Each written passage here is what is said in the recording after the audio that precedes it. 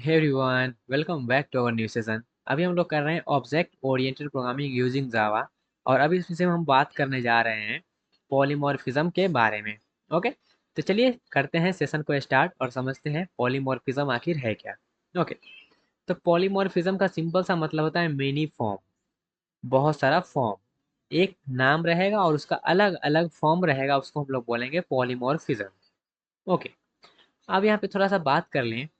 Polymorphism को अगर आपको एक लाइन में डिफाइन करना होगा तो कैसे करिएगा, तो आप कहिएगा polymorphism means one name many form. Okay, और उसके बाद अगला पॉइंट है polymorphism is ability to exhibit different behaviour in different instances. अलग अलग इंस्टेंसेस पे अलग अलग बिहेवियर शो करवाने को हम लोग बोलेंगे पॉलीमॉर्फिज्म।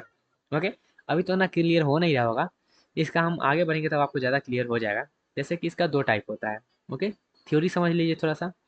पॉलीमॉर्फिज्म का दो टाइप, एक होता है कंपाइल टाइम पॉलीमॉर्फिज्म, दूसरा होता है run time polymorphism. Compile time polymorphism में आपका आएगा मेथड ओवरलोडिंग, उसके बाद आएगा आपका कंस्ट्रक्टर ओवरलोडिंग। ओके, ये दो कंसेप्ट आपको पढ़ना है कंपाइल टाइम पॉलीमॉर्फिज्म में। उसके बाद रन टाइम पॉलीमॉर्फिज्म में आपको मेथड ओवरराइडिंग पढ़ना है, इनहेरिटेंस के बारे में पढ़ना है, डायनेमिक बाइंडिंग के बारे में पढ़ना है। ओके, ये सब कंसेप्ट आपको रन टाइम पॉलीमॉर्फिज्म में पढ़ना है। लेकिन फिलहाल के लिए हम लोग जो है अभी method overloading and constructor overloading को पढ़ेंगे। ओके, एंड आने वाले लेक्चर्स में जब हम इनहेरिटेंस वाले टॉपिक को स्टार्ट करेंगे उसके बाद हम जो है ये रन टाइम पॉलीमॉर्फिज्म को समझेंगे। ओके, तो चलिए सबसे पहले समझते हैं कंपाइल टाइम पॉलीमॉर्फिज्म को। तो कंपाइल टाइम पॉलीमॉर्फिज्म का दूसरा नाम है स्टैटिक पॉलीमॉर्फिज्म। इसको हम लोग स्टैटिक पॉलीमॉर्फिज्म भी बोलते हैं। ओके, अब इसको अगर हम बात करें कि ये जो है कंपाइल टाइम पॉलीमॉर्फिज्म होता क्या है, तो कंपाइल टाइम पॉलीमॉर्फिज्म कहने का मतलब क्या है, जो भी काम है डिसाइड हो जाएगा कंपाइल टाइम में। ओके, व्हेन मेथड कॉल जब होगा तो वो जो रिजल्ट हो, मतलब कौन सा मेथड कॉल होना है, क्योंकि नाम रहेगा एक, मेथड का जो है अलग अलग जो है नाम रहेगा सेम लेकिन उसका काम रहेगा अलग अलग, पैरामीटर अलग अलग रहेगा, क्योंकि ये पॉलीमॉर्फिज्म है। तो कौन सा मेथड कॉल होना है वो डिसाइड मेरा हो जाता है कंपाइल टाइम में ही, इसलिए हम इसको बोलते हैं कंपाइल टाइम पॉलीमॉर्फिज्म। ओके, इसमें आपको जो है कंपाइल टाइम पॉलीमॉर्फिज्म हमारा अचीव होता है मेथड ओवरलोडिंग के थ्रू और कंस्ट्रक्टर ओवरलोडिंग के थ्रू। तो सबसे पहले हम लोग समझ रहे हैं मेथड ओवरलोडिंग आखिर होता क्या है। ओके, तो इसका सिंपल सा डेफिनेशन है व्हेन टू और मोर method in the same class have the same name. समझिएगा, नेम सेम रहना चाहिए लेकिन डिफरेंट डिफरेंट पैरामीटर का लिस्ट रहना चाहिए। मेथड ओवरलोडिंग का सिंपल सा मतलब है नाम सेम रहेगा, काम अलग अलग रहेगा, नाम सेम रहेगा, काम अलग अलग रहेगा, उसको हम लोग बोलेंगे मेथड ओवरलोडिंग। ओके, हम इसको कैसे डिफ्रेंशिएट कर सकते हैं, तो हम कर सकते हैं कि हम जब जो है नाम तो सेम रहेगा मेथड का, हम उसमें नंबर ऑफ पैरामीटर अलग अलग कर सकते हैं। ओके, या तो पैरामीटर का टाइप अलग कर सकते हैं, या तो पैरामीटर का ऑर्डर जो है वो इधर उधर पलट पलट के ये लिख सकते हैं। ओके, चलिए इसको एग्जाम्पल से समझते हैं। तो एग्जाम्पल जैसे कि देखिएगा, हम यहाँ पे क्या कर रहे हैं, सम मेथड, सम सम सम, हमने क्या किया है मेथड बनाया है। और इसका नाम थोड़ा सा गौर करिएगा, तो नाम क्या है, सबका सेम नाम है, सम नाम है सब, ठीक है, नाम सबका सेम है जो कि है सम।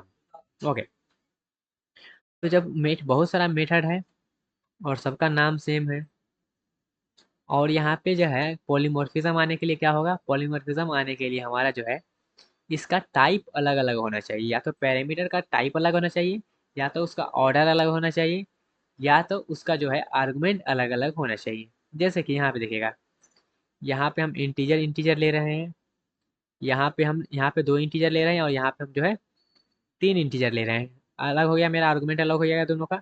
ओके, उसके बाद यहाँ पे फ्लोट ले रहे हैं और यहाँ पे इंटीजर ले रहे हैं, अलग हो गया, यहाँ पे इंटीजर ले रहे हैं और यहाँ पे फ्लोट ले रहे हैं, अलग हो गया। तो सबका देखिएगा टाइप अलग अलग है, नाम भले सेम है लेकिन टाइप अलग अलग होना चाहिए, ये हमारा कहता है मेथड हमारा जो है ओवरलोडिंग। ओके, अब ये कौन सा कॉल होना है वो कब डिसाइड होता है, तो वो डिसाइड होता है हमारा कंपाइल टाइम पे, इसलिए हम लोग इसको बोलते हैं कंपाइल टाइम पॉलीमॉर्फिज्म।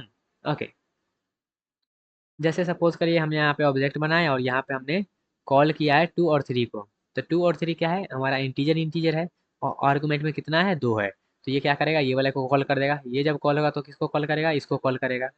ओके, फिर अगला यहाँ पे आएगा तो यहाँ पे देखेंगे 3 गो है यहाँ पे, अच्छा सब इंटीजर ही है, तो क्या करेगा ये 3 गो वाले को खोजेगा। 3 वाला कहाँ पे है, 3 वाला यहाँ पे, तो इसको कॉल कर देगा। ओके, उसके बाद यहाँ पे एक क्या है, फ्लोटिंग है, उसके बाद इंटीजर है। फ्लोट पहले खोजेगा फ्लोट वाला को, फिर इंटीजर वाले को। फ्लोट इंटीजर कौन है, तो ये वाला है, तो इसको कॉल कर देगा। उसके बाद ये जो है यहाँ पे इंटीजर है और फिर फ्लोट है, तो इंटीजर फ्लोट कौन सा है, ये वाला है, तो इसको कॉल कर देगा। ओके, तो कौन कब कॉल होना है ये हमारा डिसाइड हो जाता है कंपाइल टाइम में ही। ओके, लेकिन यहाँ पे ध्यान देने वाली बात ये था कि हमारा जो है भी मेथड है सबका नाम सेम है, बस उसका टाइप अलग अलग है पैरामीटर का। ओके, तो इसको हम लोग बोलते हैं मेथड ओवरलोडिंग। आई होप आपको समझ में आया। तो इसी तरह से जो है आप बनाइए, मेथड का नाम सेम रख दीजिए, उसके बाद अलग अलग चीज रख दीजिएगा पैरामीटर में, तो उसको हम लोग बोल देंगे मेथड ओवरलोडिंग हो रहा है। ओके, सेम इसी तरह से हम बात करें कंस्ट्रक्टर ओवरलोडिंग की, तो यहाँ पे क्या होगा, कंस्ट्रक्टर का नाम तो सेम ही रहना है ना, क्योंकि वो क्लास का नाम ही होता है। ओके, बस उसका हम टाइप क्या करेंगे, अलग अलग कर देंगे। जैसे कि when a class has more than one constructor, एक क्लास का एक से ज़्यादा कंस्ट्रक्टर है, लेकिन उसमें जो है डिफरेंट डिफरेंट पैरामीटर लिस्ट है, तो उसको हम लोग बोल देंगे कंस्ट्रक्टर ओवरलोडिंग। ओके, जैसे ये हमारा डिफ़ॉल्ट कंस्ट्रक्टर है, यहाँ पे एक भी पैरामीटर नहीं है। ये हमारा यहाँ पे 2 पैरामीटर ले रहा है कंस्ट्रक्टर, और यहाँ पे एक फ्लोट ले रहा है, फिर इंटीजर ले रहा है। यहाँ पे आएंगे तो यहाँ पे 3 3 पैरामीटर ले रहा है। तो ये सब मेरा क्या है, सेम नाम है कंस्ट्रक्टर का, जो कि होना ही चाहिए। और उसके बाद यहाँ पे आपको देना है, दिखना है सिर्फ आपका यहाँ पे जो है पैरामीटर लिस्ट अलग अलग रहना चाहिए, तो अलग अलग लिस्ट है। ओके, तो इसको हम लोग बोलेंगे क्या, कंस्ट्रक्टर ओवरलोडिंग। अब ये कब कॉल होगा, वो कैसे डिसाइड होगा, तो वो डिसाइड होगा जब हमारा ऑब्जेक्ट क्रिएट होगा तब। जैसे कि हमारा ये सिंपल सा जो है डिफ़ॉल्ट कंस्ट्रक्टर यहाँ पे कॉल हो रहा है, तो ये क्या करेगा, डिफ़ॉल्ट वाले को कॉल कर देगा। ओके, फिर यहाँ पे आएंगे तो यहाँ पे 2 आर्गुमेंट में एक इंटीजर ले रहा है, दूसरा भी इंटीजर, तो इंटीजर इंटीजर कौन सा है, ये वाला है, तो क्या करेगा, ये इसको कॉल कर देगा। ओके, फिर अगला जब मेरा आएगा तो यहाँ पे फ्लोट है और यहाँ पे इंटीजर है, तो फ्लोट इंटीजर इंटीजर वाला कौन सा है, ये वाला है, तो इसको कॉल कर देगा। फिर यहाँ पे आएंगे तो यहाँ पे 3 3 वाला है, तो 3 वाला कौन है, ये वाला है, तो इसको कॉल कर देगा। ओके, और कोई ऐसा कंस्ट्रक्टर जो है यहाँ पे हम कॉल कर रहे हैं जो कि इधर है ही नहीं, तो वहाँ पे क्या आ जाएगा, एरर आ जाएगा। ओके, तो कंस्ट्रक्टर ओवरलोडिंग भी आई होप आपको समझ में आया होगा। ओके, तो गाइज ये रहा हमारे पास जो है पॉलीमॉर्फिज्म, जिसमें हमने 2 टाइप का पॉलीमॉर्फिज्म देखा, कंपाइल टाइम, उसके बाद रन टाइम। कंपाइल टाइम में हमने मेथड ओवरलोडिंग, कंस्ट्रक्टर ओवरलोडिंग देख लिया। उसके बाद हमारा रन टाइम पॉलीमॉर्फिज्म है, इसको हम लोग देखेंगे बाद में। ओके, तो पॉलीमॉर्फिज्म का पहला पार्ट हमारा कंपाइल टाइम पॉलीमॉर्फिज्म समझ में आ गया होगा। तो मिलते हैं आज अपने अगले सेक्शन में, जहाँ पे हम आने वाले कंसेप्ट को भी डिस्कस करेंगे। ओके, तब तक के लिए bye bye, take care, all the best guys.